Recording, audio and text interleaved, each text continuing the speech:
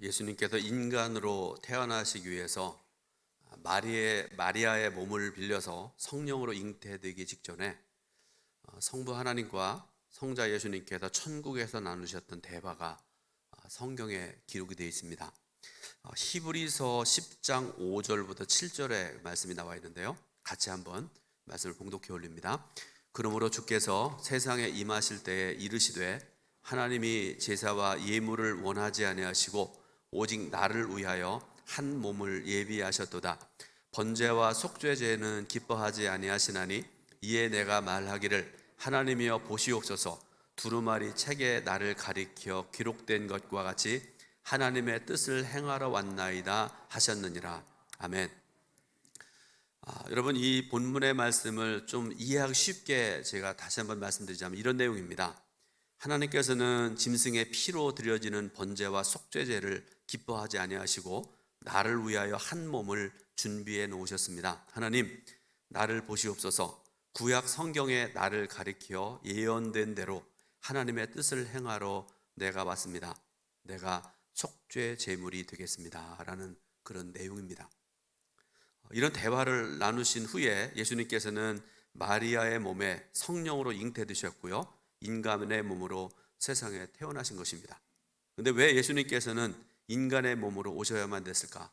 여러분, 수도 없이 들었고 성경에도 우리가 알고 있고 고백하고 그런 바이지만 그 이유를 오늘 본문을 통해서 다시 한번 좀 우리가 듣고 은혜 받고 또 고백할 수 있는 그런 시간 되었으면 좋겠습니다.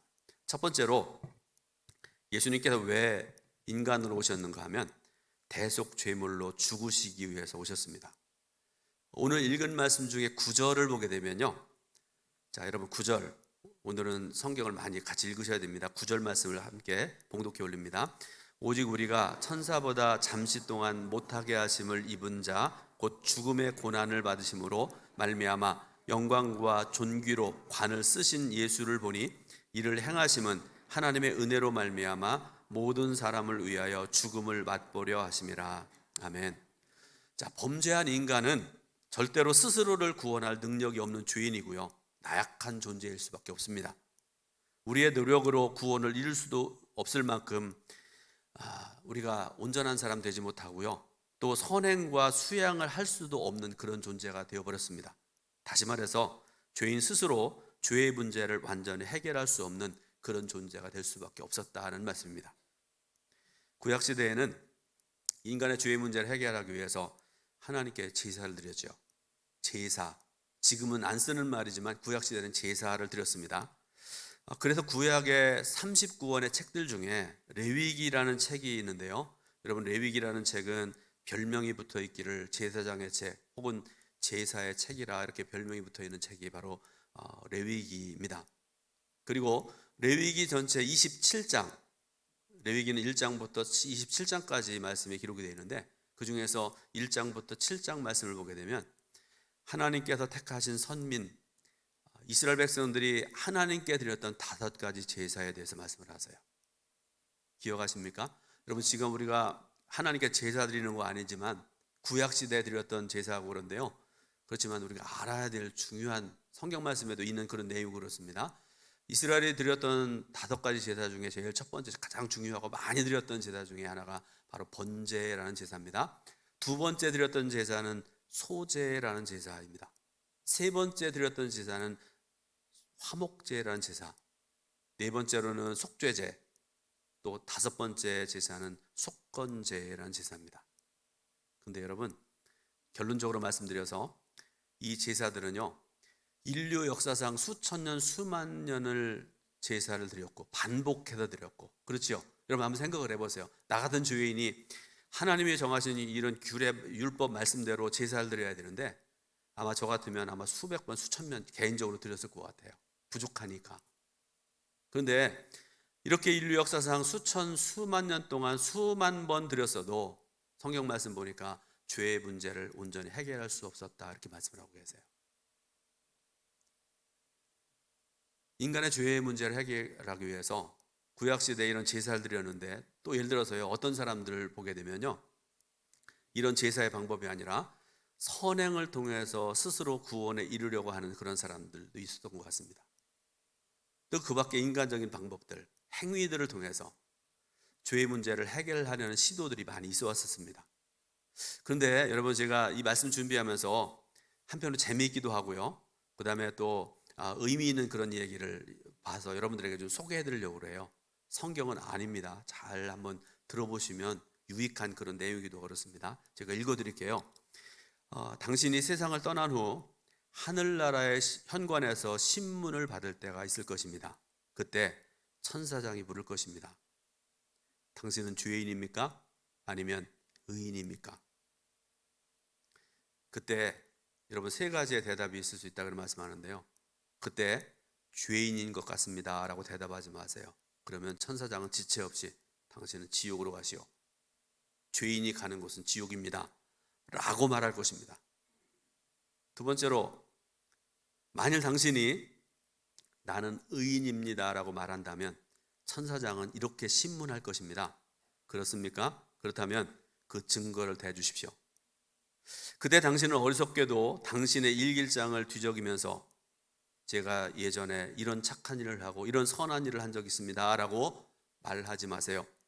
당신보다 기억력이 탁월한 천사장은 당신이 잊어버린 추한 사실들을 하나 둘씩 끄집어낼 것이고 당신은 그 앞에서 부끄러움을 당할 것입니다. 아마 그는 당신이 했다고 주장하는 선행 뒤에 숨어있는 추한 동기도 끄집어낼 것입니다. 세 번째로, 그때 당신은 당신의 행위가 아니라 골고다의 십자가를 가리켜야 됩니다. 그러면서 이렇게 말해야 됩니다. 저는 죄를 참 많이 지었습니다. 그러나 나의 주님께서 골고다에서 십자가에 달리셔서 내 죄를 대속해 주셨습니다. 주님이 흘린 피로 인하여 저는 의인이 되었습니다. 그 놀라운 은혜로 인하여 하나님을 찬양합니다. 이렇게 고백할 때 천사장은 당신을 영접하면서 하늘나라로 인도할 것입니다.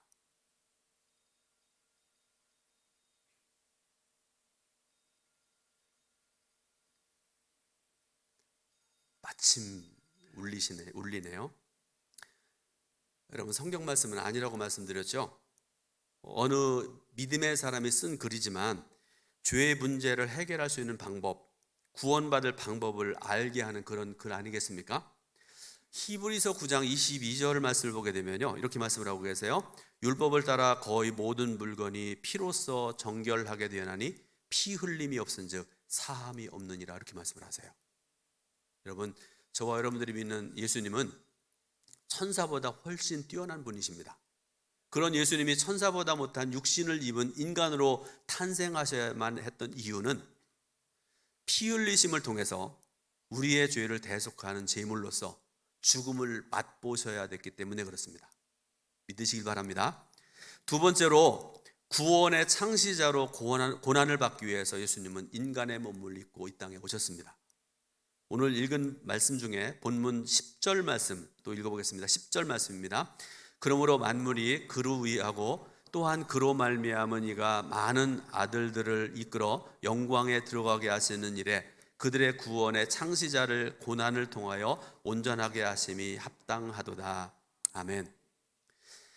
예수님께서는 당신께서 택하신 많은 자녀들을 구원의 영광으로 들어가게 하시는 일에 창시자가 되기 위해서 육신의 몸으로 오시게 되었다, 그런 말씀입니다.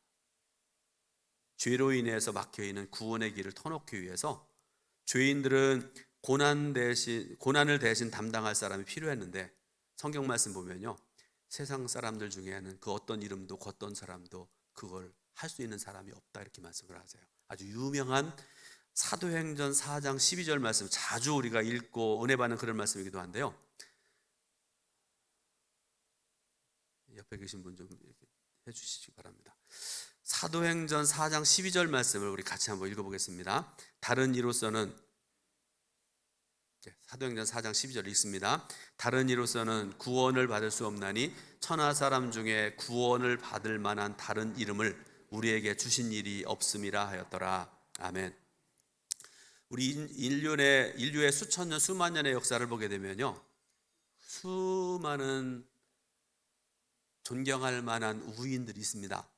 우리가 잘 아는 공자님, 맹자님, 그러죠? 여러분, 부처님, 또 마호메트, 또 그 밖에 그 위치에 쓰지 못하지만 수많은 위인들, 존경할 만한 그런 분들이 있지 않습니까? 물론 훌륭한 사람들입니다. 오랫동안 존경받아온 사람들이면 합당하지만, 그러나 여러분, 분명한 사실이 있는데요, 그들도 역시 피조물이라는 사실, 그리고 그들의 이름으로는 구원받을 수 없다는 한계가 있는 사람들입니다. 구원으로 들어가는 영광의 길목에는요, 인간의 죄로 말미암아서 생긴 담이라는 게 있다, 이렇게 말씀하세요. 성경의 말씀이에요. 여러분, 담이 뭔지 아시죠? 이 담을 허물어야 구원의 영광에 들어갈 수가 있다고 말씀하십니다. 예수님께서는 바로 그 담을 헐기 위해서 육체의 몸으로 오신 것이다, 또 이렇게 말씀을 하세요. 에베소서 2장 14절 말씀을 보게 되니까, 그는 우리의 화평이신지라 둘로 하나를 만드사 원수된 것 곧 중간에 막힌 담을 자기 육체로 허시고, 이렇게 말씀을 하세요. 하나님과 인간 사이를 가로막고 있는 이 담은 반드시 육체로 부딪혀서 피 흘리는 고통을 통해서만이 헐어볼 수 있다는 것을 말씀하는 내용이죠. 근데요, 이런 일을 할 수 있는 분이 예수님의 이름밖에 없다, 이렇게 말씀을 하세요. 믿으시길 바랍니다.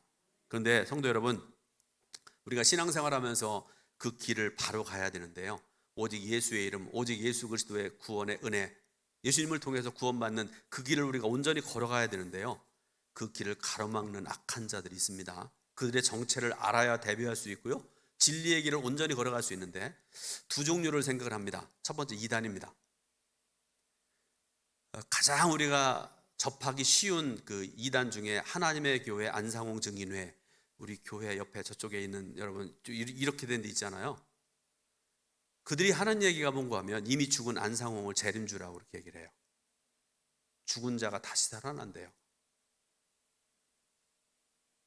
그것 가지고 좀 부족한가 본데요, 안상홍의 아내가 안상홍의 증거를 받았다, 그래서 어머니 하나님으로 안상홍의 아내를 믿어야 살 수 있다, 구원받을 수 있다, 이렇게 얘기를 합니다. 우리 교회에서 가장 가까운 곳이니까 더 조심하세요. 가끔 보면, 지나가다 보면 낮에 젊은 사람들이 많이 들어가고 나가고 그러는데, 여러분 뭐 거기서 뭐 해준다고 그러면 가다가 망해요. 조심하셔야 됩니다. 두 번째로, 또 하나 우리가 주의해야 될 이단 중에 신천지, 이만희를 믿어야 구원받는다, 이렇게 얘기를 하고요, 이만희가 영생하는 재림주다, 그렇게 얘기를 하면서 사람들을 미혹하는데, 보니까 이가 1931년생이에요. 몇 년 안 남았습니다. 정신 바짝 차리고 한번 보세요. 어떤 일들이 일어나는지. 정신 차리라는 얘기는 뭔가 하면, 이게 얼마나 허황된 것인지를 여러분 좀 눈으로 확인하라는 그런 말씀이기도 합니다. 코로나 초기에 이들로 인해서 엄청난 확진자들이 생겨났고요, 지탄을 받았잖아요.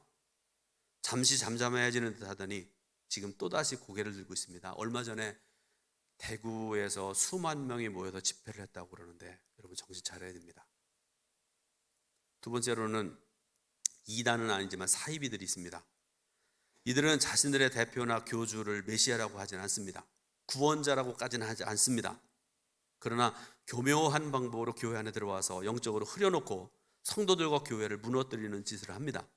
어떤 면에는요, 이단보다 더 사이비가 문제입니다. 교묘하게 긴 듯 아닌 듯 하며 성도를 미혹하거든요. 근데 여러분, 분명히 말씀드립니다.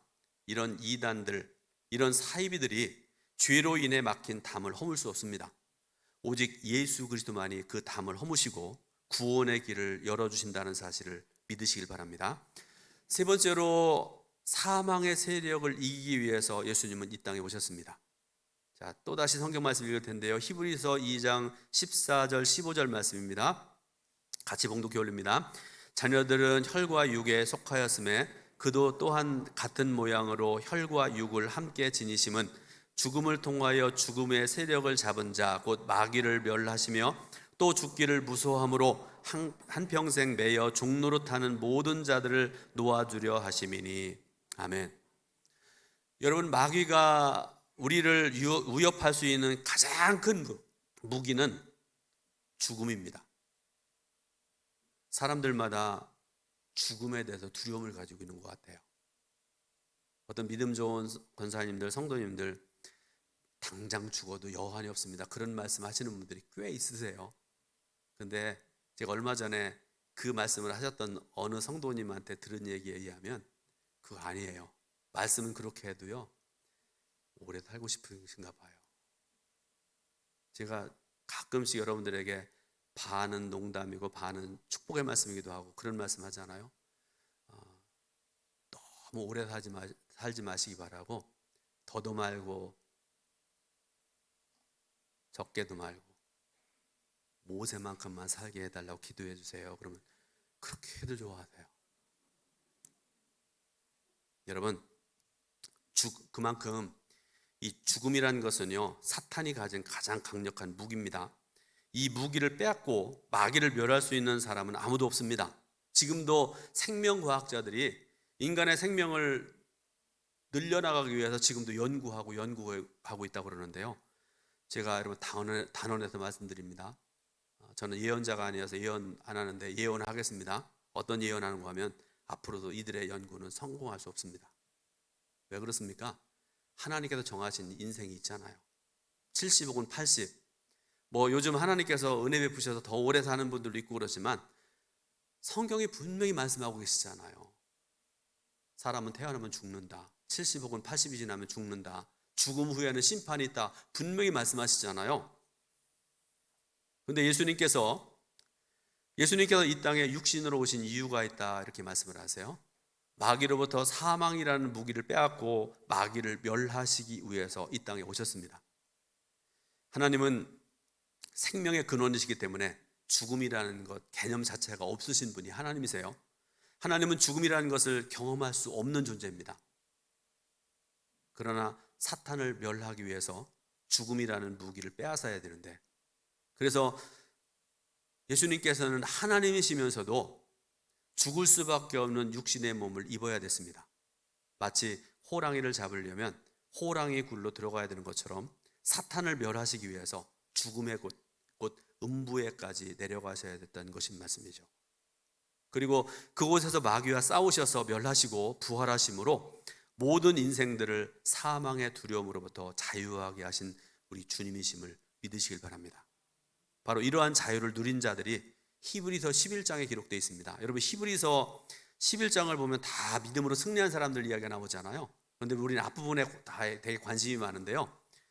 그 중에서 히브리서 11장 35절 말씀을 같이 한번 읽어보겠습니다. 같이 합독합니다. 여자들은 자기의 죽은 자들을 부활로 받아들이기도 하며 또 어떤 이들은 더 좋은 부활을 얻고자 하여 심한 고문을 받되 구차히 풀려나기를 원하지 아니하였으며. 아멘. 초대교회 성도들에게는 죽음의 위험도 심한 고문도 통하지 않았습니다.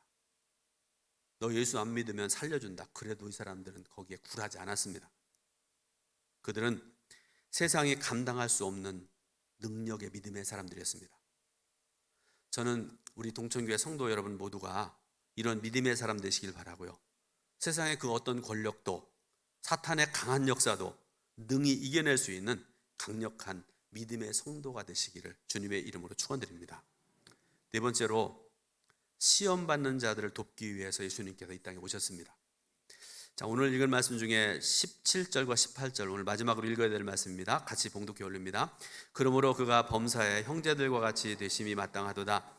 이는 하나님의 일에 자비하고 신실한 대제사장이 되어 백성의 죄를 속량하려 하심이라. 그가 시험을 받아 고난을 당하셨은즉 시험 받는 자들을 능히 도우실 수 있느니라. 아멘. 대제사장은요, 백성들의 죄를 사할 뿐만 아니라 고난 중에 있는 백성들을 위로하고 치유하는 역할을 했던 사람들입니다.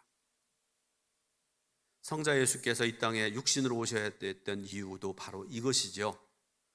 사탄은 끊임없이 우리 성도들을 찾아다니면서 시험을 주고 고난당하게 하고 어려움을 당하게 하고, 그래서 우리로 하여금 예수의 이름을 부인하게 하는 그런 역할들을 하는 것이 사탄인데, 그런 우리들을 도우시기 위해서, 위로하시기 위해서 이 땅에 오신 분이 저와 여러분들의 구원자 예수님이세요.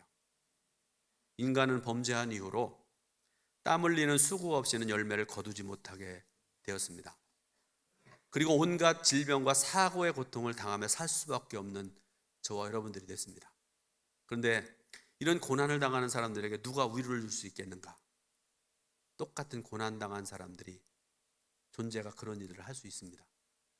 제가 여러분들 가끔 말씀드리는 것 중에 하나가, 제가 3년 전에 그렇게 큰 병을 당해서 거의 하여튼 큰 어려움을 당했었는데, 요새 제가 그 일들이 얼마나 감사한가 한편으로요.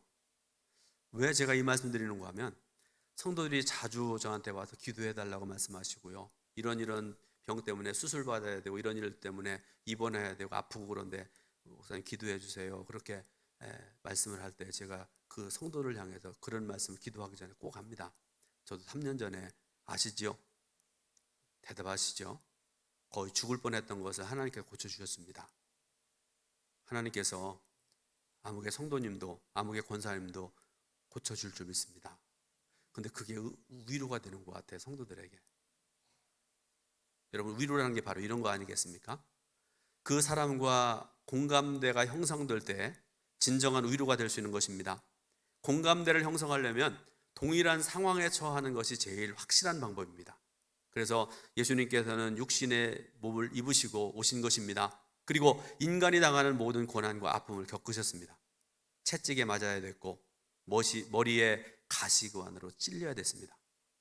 그리고 마침내 사람들이 가장 두려워하는 죽음까지도 경험했어야 됐습니다.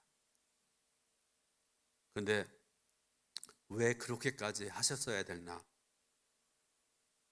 신실한 대제사장으로서 진정한 위로자요, 진정한 치유자가 되시기 위해서 그렇게 하실 수밖에 없었습니다.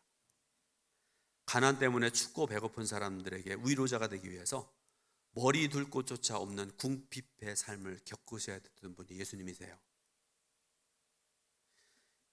히브리서 4장 15절 말씀을 제가 읽어드리겠습니다. 우리에게 있는 대제사장은 우리의 연약함을 동정하지 못하실 이가 아니요 모든 일에 우리와 똑같이 시험을 받으신 이로되 죄는 없으시니라, 이렇게 말씀하세요.